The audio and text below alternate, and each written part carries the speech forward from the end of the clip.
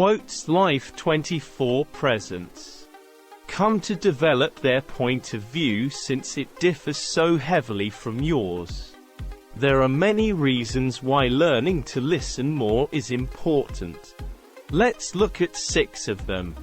1. You might just learn something. It's Peterson's 9th rule for life. Assume that the person you are listening to might know something you don't. After all, isn't that more often going to be the case? Everyone has unique experiences, skills, and talents that you can learn from.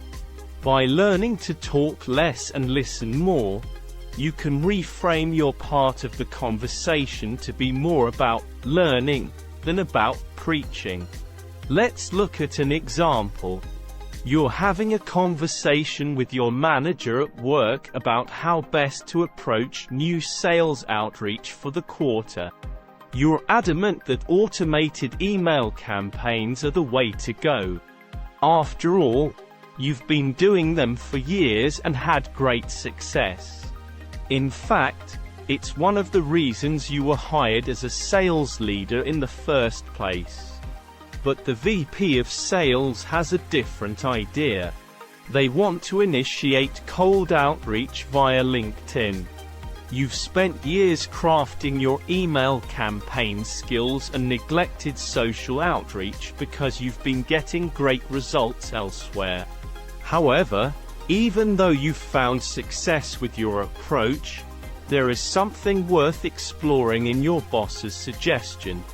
In this scenario, if you've learned to listen more and speak less, you might pull some gold nuggets of information from your manager. You might even decide together on a dual approach. 2. You'll gain the respect and trust of whoever you're talking to.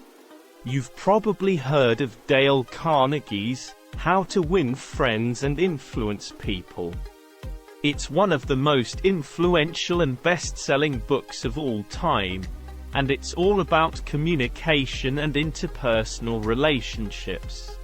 One of the most valuable recommendations Carnegie makes is that if you can become a great listener and encourage others to speak about themselves, then you'll gain their respect and admiration.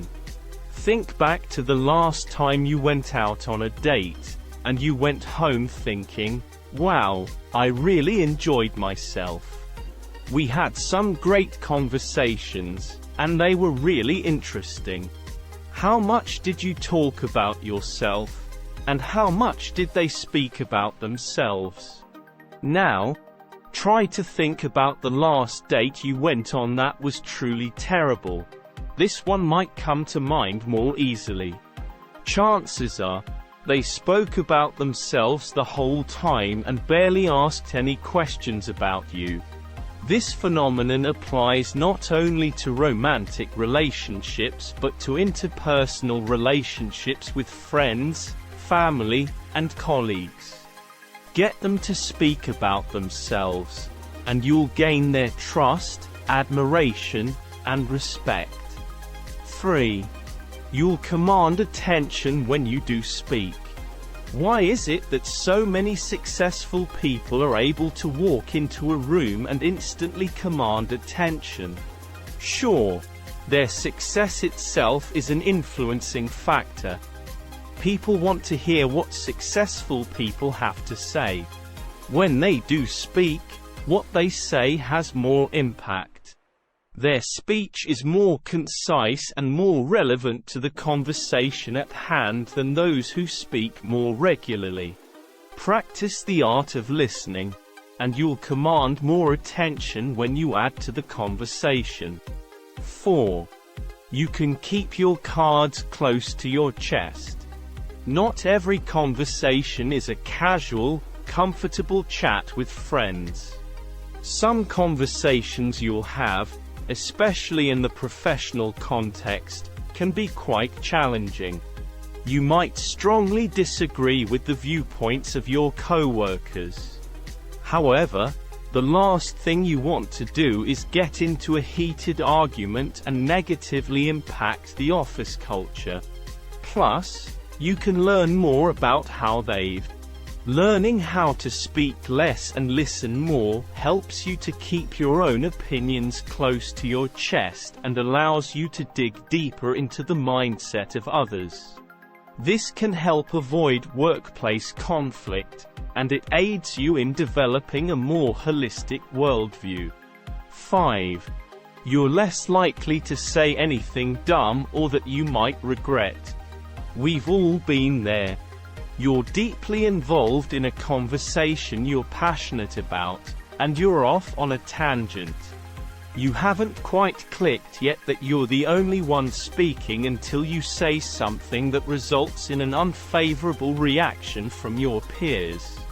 Maybe you gave an opinion that's unsavory, undeveloped, and doesn't really represent how you think and feel. Maybe you let slip some information that was supposed to be kept private. Maybe you just minced your words and made a bit of a fool of yourself. By learning how to talk less and listen more, you give yourself space to develop your ideas. You have more time to formulate these ideas into articulate sentences, and you're less likely to say something that leaves you blushing. 6. You can keep the conversation going. Conversations die pretty quickly when nobody has anything left to say. Often, this happens because both parties have said all of the things they wanted to say.